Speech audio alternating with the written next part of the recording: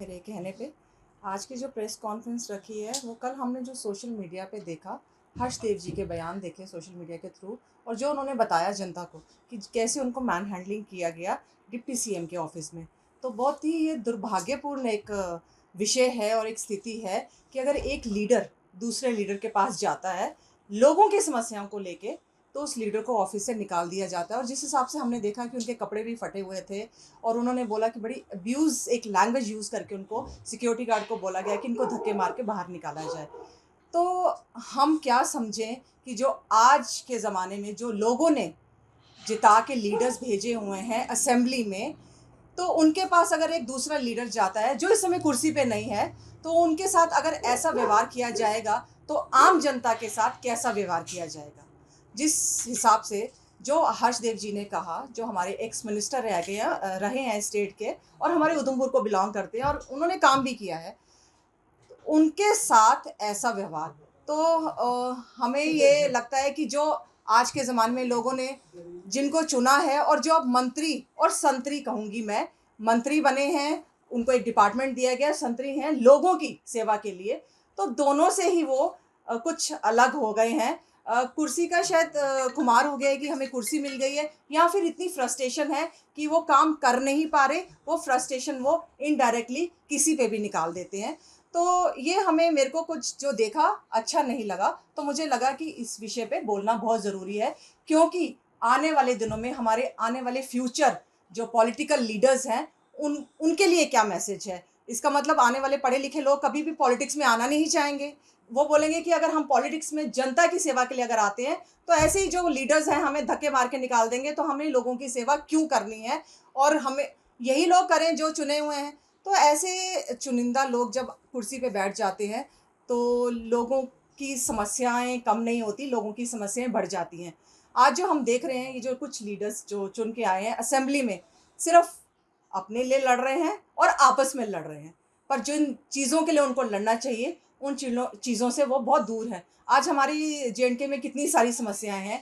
PhD के जो daily wages हैं, पीडब्ल्यूडी में डेली वेजेस हैं, वो होम गार्ड्स हैं, आशा एजुकेशन सिस्टम, स्कूल की बिल्डिंग्स आप देख लीजिए कैसी हैं, हेल्थ सिस्टम वो देख लीजिए कैसा है, प्रॉपर हमारे वहाँ टेक्नीशियंस नहीं हैं, लैब्स हैं तो टेक्नीशियंस नहीं हैं, डॉक्टर्स पूरे नहीं हैं, मेडिसिन्स कैसी हैं वो देख लीजिए।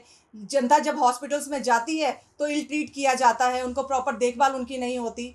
और उसके अलावा आप देख लीजिए और बहुत सारे ऐसे कुक हमारे हैं जो सड़कों पे हैं, जिनकी तनख्वाहें नहीं बढ़ रही। और पर इन लोगों को उन चीज़ों पे असेंबली पे बोलना ही नहीं है। और अगर एक लीडर जो लोगों की समस्याएँ लेके दूसरे लीडर के पास जाता है, तो वो इतनी फ्रस्ट्रेशन के साथ उनको निकाल दिया बाहर, ऑफ़िस से निकाल दिया जाता है। तो ये हमें अच्छा नहीं लगा, क्योंकि आज ही लीडर नहीं बने, इनके अलावा भी बहुत लीडर रह चुके हैं स्टेट में, जो लोगों के साथ जुड़े थे, लोगों के लिए काम करते थे। उसमें गुलाम नबी आज़ाद साहब भी आते हैं, जो हमारे एक्स सीएम हैं। हमारे चौधरी लाल सिंह जी आते हैं, उनसे वो भी हैं, और हर्षदेव जी भी हैं, और इसके अलावा भी कुछ ऐसे लीडर्स हैं, जो लोगों की सुनते हैं उन और फिर उस पे काम करते हैं। तो जनता की मतलब एक बदकिस्मती है कि ऐसे लीडर्स चुन के मंत्री बन जाते हैं, और वो भी ऐसी पोस्ट, डिप्टी सीएम जिसे हम कहते हैं, इतनी बड़ी पोस्ट है, कोई छोटी पोस्ट नहीं है। अगर हम बोले डिप्टी सीएम है, तो वो किसी एक एरिया के नहीं है। अब जब वो डिप्टी सीएम बने हैं, तो वो पूरी स्टेट के डिप्टी सीएम हैं। उनके पास कोई भी जाएगा, उनको सुनना है, और उन पे काम हो या ना हो, पर उनको लोगों को ये तो बताना है कि हम कार्रवाई कर रहे हैं। 6 महीने हो गए हैं सरकार को बने हुए, पर सरकार क्या कर रही है? आप देखिए, 6 महीने का एक टाइम लोगों ने उनको दिया था कि आप अपनी पॉलिसीज़ बनाइए, उस पॉलिसीज़ पे काम करिए और लोगों को फिर राहत मिले। तो 10 साल के बाद लोगों को लगा कि अब सरकार बनी है, सरकार हमारे लिए काम करेगी, कुछ तो काम करेगी, किसी के लिए कुछ तो काम करेगी।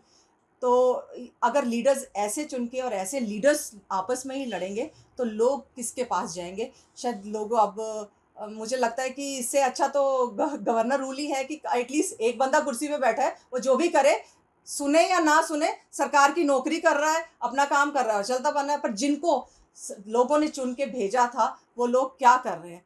तो मतलब हम ये देख रहे हैं कि किसी को ऐसे अगर ये लोग आपस में ऐसे लड़ेंगे, तो फिर जनता किसके पास जाएगी? जनता इसका मतलब घर में बैठ जाए। और दूसरा तरीका जो है कि इसका मतलब लोग, उन्होंने जैसे हर्षदेव जी के साथ किया, इसका मतलब जनता को एक मैसेज है कि भाई हम लीडर्स को भी ऐसे धमका सकते हैं, तो तुम लोग तो हमारे दरवाजे के पास मत आओ, हमसे कुछ मत मांगो, हमारे पास कुछ नहीं है, हम अपनी मर्जी के मालिक हैं, जब हम चाहेंगे आपके लिए कुछ करेंगे, जब हम चाहेंगे हम नहीं करेंगे।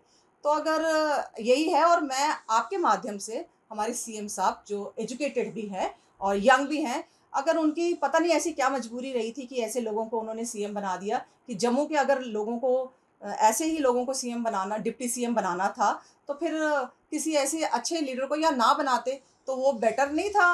कि और दूसरा क्या कहते, मैं कहती हूँ कि जम्मू के लीडर्स आपस में ही लड़ रहे हैं और श्रीनगर वाले उसका फ़ायदा ले रहे हैं। बताइए जम्मू में अभी क्या काम ऐसा हो गया कि जम्मू के लोगों को राहत मिली हो, जम्मू के लीडर्स ने ऐसे कोई काम कर दिए हों कि जम्मू के लोगों को राहत मिली हो? ऐसा कुछ नहीं है। ये आपस में लड़ते हैं, इसका फ़ायदा श्रीनगर वाले ले जाते हैं।